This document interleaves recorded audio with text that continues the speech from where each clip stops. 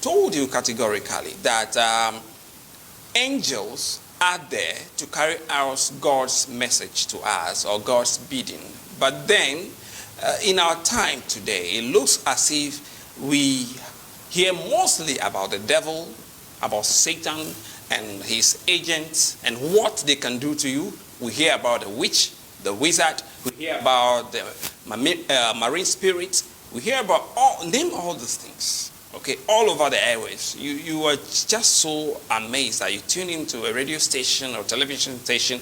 You want to hear the word of God, and that message is coming. It's telling you about the devil, the devil, the devil. But the question, however, is what about God? And what about his angels and their duty to us? Do these angels still exist? How do we therefore call on them to work for us as they are supposed to be doing?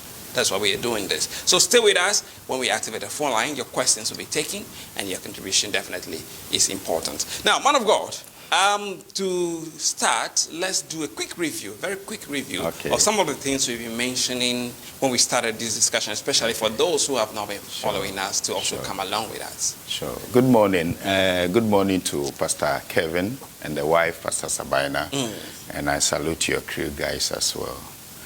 Last week, we looked at the devil and his cohorts. Yes, we also looked at how he became a devil, because before his name was Lucifer in heaven. That was a name known to him until pride entered to his heart, and God would have to throw him down. So he came here and degenerated other demons. And when he left through persuasive powers, he picked 1/3 of God's angels with him. And so they are those fooling around now. I love that part. They are those fooling around. They're actually fooling. They are fooling around. The devil and its followers, they're simply fooling around. Okay, looking at God and looking at Lucifer or angels, God created we humans. God created us, of course. But the angels, He calls them into being. For certain reasons. Even that Lucifer was not created like God created us and, put life into us. So there's something unique even about us as compared to them. But why then do we fear them? I mean, do I fear them? I don't fear them. But why then do people fear them? Is it as a result of ignorance? No, it's knowledge, because, after God had created everything, when it was done with man, the description he used for man is that it's very good. Very good. And any time God speaks of something, then it means that the thing is in a state of glory. Okay, but because man sinned, we fell short of this glory. So the glory was just like a garment, was like a cloth that covers us. Man sinned, man was exposed. That's why man became naked. That was when they saw that they were actually naked. And so anytime sin enters into the world, into the life of a man, what it brings, the wages of sin is death. And when death is at work in you, it means you are full of fear. And so one has to do with knowledge. And then number two, when people of God really know who they are in Christ, and what the redemption of Christ and the position that it has placed them, then they know that when we are talking or doing anything, we are talking from a higher realm. Because we are seated with Christ Jesus, far above principalities and powers and all the witches put together, and his mother-in-law. Out of ignorance, many are struggling, suffering, and afraid of the devil. But you have power over the devil. Now, man of God, let's go now to the angels. Sure. And your very quick description or definition of what it is to be an angel, what angels are. Then let's go to the classification, various type of angels, and what they do. We said that the angels they are also created beings. However, they are mainly spirits. Just like we men, we are body, soul, and spirit. Angels are spirits. And they have this soulish thing in them also, because they can eat. When they visited Abraham, Abraham prepared food for them, and they ate. That is when they put on. Of course. When it took a form of a body and then visited. And so angels are created beings, just as we are, but we are special. And we also said that they are very advanced in knowledge. They know more than we do. However, they don't know everything because they don't know when Christ will come. And they learn also from the church because they come into our meetings and learn. Because the manifold wisdom of God is embedded in the church. So during church service, they also come to learn some few things from us. Now, we also said that they excel in strength. And that's because one angel can enter into a camp of enemy and kill about 185,000 soldiers just a night. Only one angel. And we also said that if Jesus could summon 12 legends, then we are talking about over 13 billion of angels just at a time. Now, there are, for the purpose of this discussion, I want to say and cite that there are 15 classifications of angels. So we are looking at the 15 classifications. There are 15 classifications of angels, and for the sake of time, I'm sure we'll be able to look at some few of them without, then maybe should we do part 3, we can now talk about the rest and now go into how to summon them into operation. Now, the first angel, I'm not mentioning them in order of importance or looking at the actual structure. That's it. But the first angel I would want to mention is the cherub or cherubims. Now, these angels make their first appearance in Genesis chapter 3, verse 23 to 24. Here in this condition, God had created his world. And man had fallen. So in man's fallen state, God would have to drive man and his wife out of the garden. Now, in order for the man not to go and eat of the tree of life, because man had opportunity to eat of the tree of life, but he did not eat of it. Yet sin had come. So for man to go and eat, it means that man is going to live forever in sin. And so God now brought the cherubs, and then he put a flaming sword, Genesis chapter 3, verse 23 to 24. And the cherub is supposed to govern and guide the tree of life so that man does not have access to the tree of life. So who are these cherubs? The cherubs, they are between us. They are between us, which means that when they are in place in front of the tree of life, in the garden is life. Outside the garden is death. In the garden is a new creation that God created, who is in a sinless state. But outside the garden is a sinful man. And so the cherubs they are between us in scriptures. And so when you look at you see, when God gave Moses the template for the tabernacle and the ark of the Lord's covenant, he showed him how he should build it. On top of the ark is a mercy seat. There you see 2 cherubs there with their wings open and hovering or covering the mercy seat, because and that mercy seat is where God said he will meet Moses and he will speak to him. So these cherubs are between us. Now look at it. Satan or Lucifer, he was a cherub. And in fact, Bible calls him anointed cherub. He was a betweener. This is what he does. When the praises of God is coming, because he's a betweener, he's the one who collects the praises of God and gives it to him. So when he looks at the thing and he listens to the expressions and how people are lifting God, he says, this thing should be me. It shouldn't be for God. Therefore, I will also want to be like the Most High God. I'll place my throne in the heavens. And then I was sent to the higher mountains and all that, and God brought him down. And so the cherubs are one class of angels. Their functions are different from any other angel. Sometimes you see them typified in the Bible with 4 wings. 2 they cover their face and 2 they used to fly. And so they are between us. Just as what Ezekiel saw? Exactly. And you see, even with the Ezekiel's depths, there was a time that God, you see, Jesus himself, he is the mediator. He is the real mediator. So in terms of representation, sometimes they liken even Jesus to a cherub, but it's not an angel.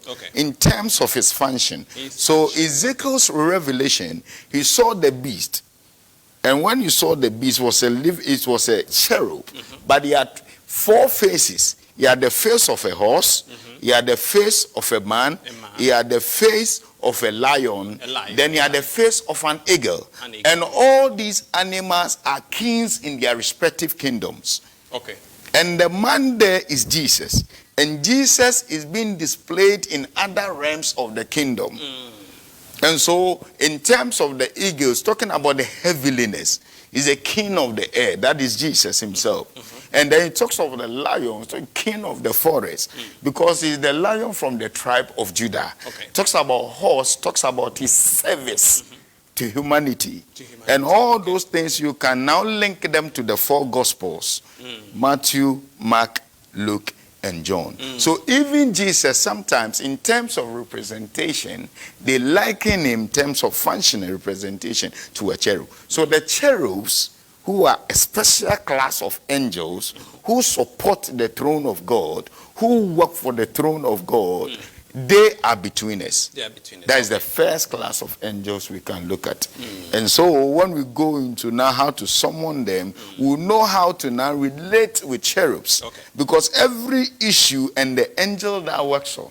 Oh, okay. So, every issue of course, and the angel of course, that's supposed to execute. Exactly. And so you cannot just say, God, send me angel. Which angel now? Oh, wow. Okay, we're entirely sure that after this show, your prayer will also change. Your prayer life will change. When you're asking for angels, you know what to ask for, or how to say it, or how to direct your prayer. Stay with us on Zoe TV, your channel of salvation, and the show continues, and we will definitely activate the phone line soon enough. I see a lot of people on social media, Facebook to be precise. I'll be acknowledging your messages. Keep posting them. Definitely, I see a lot of people here coming on. And so that is it. That is for the cherub. That's the first class. Yeah, the first class that we just talked about. So what about the next? Now, the next one we can talk about are angels we call watchers and keepers. Okay. Watchers and keepers. These are classification of yes. Classification of yes. They are watchers and then they are holy ones. Okay. Daniel chapter 4 verse 17. Daniel chapter 4. Can we have that on the screen? Daniel chapter 4 verse Daniel 17. 4:17. Can we have that? Okay, now, for viewers to also see. Sure. Whilst they put it on, let me quote it. It said that this matter, you see, when you read the King James, the King James comes to say, this matter. When you read the ESV, it said this sentence. So the King James said this matter is by the decree of the watchers and the demand of the holy ones. It's even there. This matter is by the decree of the watchers and the demand by the word of the holy ones, to the intent that the living may know that the Most High ruleth in the kingdom of men, and giveth it to whomsoever he will, and setteth up over it the basest of men. So, now, the question is that this matter is by the decree. The ESV says this sentence. Now, anytime we talk about sentence, then it means that we have gone to a court. And there is an issue. There's an issue. And the issue has been ruled on. Okay, and there has been a verdict. That's it. And so there are times that God himself has sits as a chief justice in his throne to rule on the affairs of men. And around these watchers and the holy ones, they work in the courtroom of God. So they are in the court. And this is what the watchers do. The watchers, they watch over God's word to perform in the life of his children. And then the holy ones, they enforce the holiness and the righteousness of God. So whereas, let me give you a practical example. In Zechariah chapter 3 verse 1. Now, the Bible speaks of a high priest called Joshua. Joshua was supposed to enter into the holiest of holy and make intercession for God's children. God opened the prophet Zechariah's eye. And when he opened his eye, he saw an angel. And this angel was not a good angel, it was a bad angel, it was the accuser of the brethren. Don't forget that is the role of the devil. He's the one who is accusing the brethren day and night. So God opened the prophet's eye. he saw the accuser of the brethren on the right-hand side of the high priest. And remember, when Satan is standing on your right hand, because at the right hand of God, they are pleasant forevermore. Yeah. So this accuser was there. And now what he was doing is that Joshua is unclean. Joshua cannot move forward. Joshua cannot prosper. Okay. So that was what the accuser of the brethren, why he pulled the fire against Joshua's past. Okay. And was now accusing God that this man, he cannot move forward. And that is exactly what the devil Exactly. does. That's exactly. He condemns people. He puts certain mindset and make people feel condemned, make people feel unclean. Pulls certain iniquities in the past against God's own children. Okay. He pulls the fire. And now when he pulls the fire like that, the watchers watch over God's word. So they make decrees. Okay. But the holy ones, they are also angels. They listen to what the devil is saying. Okay. God, you are a righteous God. You cannot be unrighteous in terms of judgment. So they also make demands. Okay. So these two... But becomes like checks and balances. Exactly. So one is saying that this is your word for Exactly. the people. That's it. This is your word for That's the people. it. This is what you promised them. And the other is saying that, but God, you are a righteous a God. righteous Pay person. your holiness. So you cannot go against your Exactly. own word. So there must be fair judgment. Exactly. Oh, amazing. So they are now in the courtroom of God. And look at it from Genesis chapter 18. Okay. Now God sat in his throne. Then he made a judgment against two, Sodom and Gomorrah. Okay. Now he appears in front of Abraham. Abraham falls prostrate and said, I cannot leave you people to go empty, because he saw that these are holy men. He prepared the food for them. Okay. Then Abraham stood in the presence of God, and the two angels left to Sodom. Why? What was Abraham doing? Abraham now would have to come and persuade and negotiate terms with God. Okay. God, you have ruled on this issue, but should the judge of all flesh kill the righteous with the unrighteous? Okay, so it's same as the holy angels also do, the holy ones, when they are in the throne room. Yeah. And God is judging on an issue or judging a particular country. Okay. So the watchers, they watch over the word of God. The holy one, they ensure that God also lives, because it's a government. It's a government. Okay. It's a government. Wow. And all of them have their functions. Wow. And so look at Ezekiel's, Zacharias' own, when the high priest was there. And then the Lord said, Satan, God rebuked thee. And then he told the angel that was standing in front of Joshua to remove his filthy garment and put a new garment on him. So this class of angels, watchers, and then holy ones, they are also a special class of angels, but they work in the courtroom of God. In the courtroom of God. Amazing. Still with us on Zoe TV, and it looks like we cannot pick calls today. I've just gotten that prompting. And so let me go to social media. If you have concerns, please post them here. Questions and contributions, post them on social media. That's Facebook for us, and then we'll definitely look at them. Now, this very one is coming from Noel. Noel, you have to call one day and teach me how to pronounce your name. Okay, so Noel says, wow, men of God, thanks for bringing this topic back. It's going to enlighten us the more. Okay, yes, of course, that is the purpose of it. So blessed are you for monitoring and share. Do not just watch, share. I want to see a lot of people sharing. All of you on the platform right now, share with your friends, because the message must go, the gospel must go. Somebody needs to hear this. We are talking about angels, and we are talking about the fact that we have God and his angels that are supposed to be serving us. So we must be aware of this and make use of the power made available to us. Unlike the messages we hear most of the time about the devil, you only hear about the devil and what the devil and his agent can do to you. As if there are no angels fighting your cause, protecting you day in, day out. That is why we are doing this today. So share with people and let them come on. And this one says, okay, it's coming from Susie Pounds, and she says, sorry, not yellow. Hello, Pastor.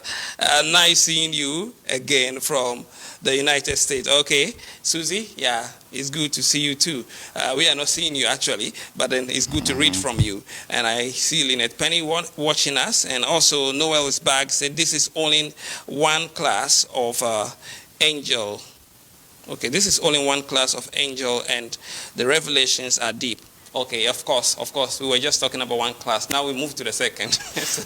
And we'll move to the third before we end the show. I see Hannah Kusi actually also following. And Lizzie Grace says, wonderful topic, so deep. Okay, thanks so much for staying on. Thank you, men of God. Blessed are you too. Keep monitoring us. Keep sharing. Bring people, invite people, let people hear the news, let people come online. All right? This is what we can do. This message is just going to transform somebody's life this morning. Somebody's prayer life has just changed as a result of this discussion. So if you are not sharing, you are watching it and you are not sharing, you are not helping others to come along. You are not helping others to also know the truth such that the truth will set them free. So let's be sharing. We shouldn't just be watching. I want to see the people sharing. Let's see people sharing the show on social media today. Now, man of God, welcome back, and then let's proceed with it. So now, those are the watchers. Sure, the watchers and the holy ones. So we have looked at the cherubs. We have looked at the watchers. Where they work, what they do. We have looked at the holy ones. So we've done with three classes. Now, so let's go to the very fourth class now, and then see what is there to know. I see you also online, Eunice Hedson. Blessed are you. May the good Lord bless you. Continue to follow. Share the program. We want more people coming on and picking up the information. So now, let's move on. So we have another class we call archangels. And that one is very common in the mouths of believers, but you see, we need to know what they do. Most of you hear people talk about archangels. Yes. Most of the time you hear people talk about it. So who are they? What do they do? See, these guys, they rule on kingdoms and planets. Okay. They rule on kingdoms and planets. They are in charge. They are the archangels. So you go to Daniel chapter 10, verse 1 down. You try pick it even from the verse 2 and 4. You see Daniel, for 21 days, the man was mourning, praying, fasting, seeking the face of God. Why? Because he wanted revelation concerning the captivity and how God will bring them deliverance. Now, this man of God has fasted for 21 days. 21 days, okay. And nothing was That's coming. Daniel we're talking about. Daniel, a whole Daniel. Okay. So now, Daniel fasted. And then he was weak, even in prayer. He was lying down, and God sent an angel. Okay. The angel came, and this, you see, this angel that God sent belongs to a special class. Okay. He belongs to Gabriel's class. They are just messengers to bring revelations and messages. Okay. And sometimes they can come to you in vision, they can come to you in dreams, they can even appear to you physically and give you a message.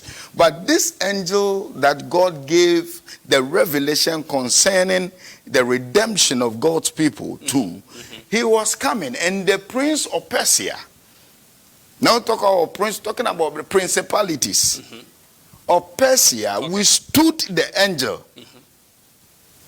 So the angel, from the first day Daniel prayed, God released the answer to the prayer. Okay. And that's what is happening to many believers.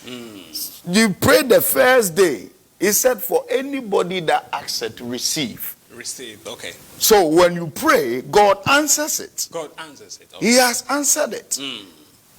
But in the case of Daniel, when he prayed the first day, God answered it. However, this prince of Persia withstood the angel who was bringing the answer to the prayer.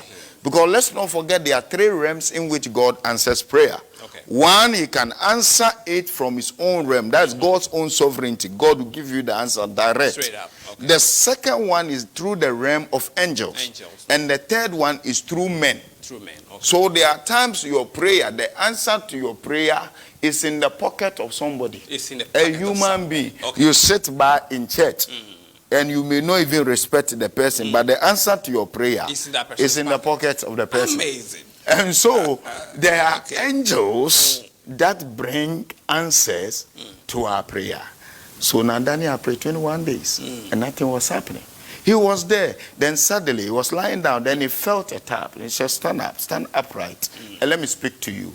A man greatly loved by God. From the first day you prayed, God answered it. However, when I was coming, the prince of Persia withstood me for 21 days. Then God sent Angel Michael. Okay. This Michael is an archangel. They rule over the kingdoms. Now, this principality was from the kingdom of Persia. Okay. But because the archangels have superior, or their duties is superimposed on the activities of these principalities, came now to reinforce and broke the door for the angel to deliver the answer. Wow. I remember when we even moved down to the verse 14 and downwards, it says that now I have delivered the answer, but I will return and Michael will come and will fight the prince of Greece. And so archangels, they rule kingdoms, they rule planets. They rule, okay. They rule. And so anytime you are going to take territories for God, enter into any kingdom, you have to call on them. Exactly. Okay.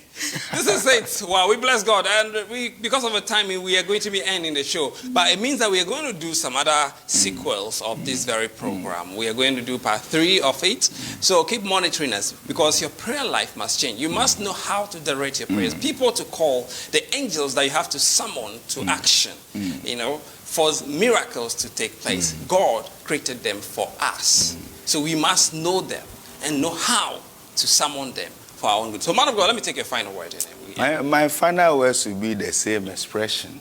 God has put around us, and for our service, many angels. So put them at work.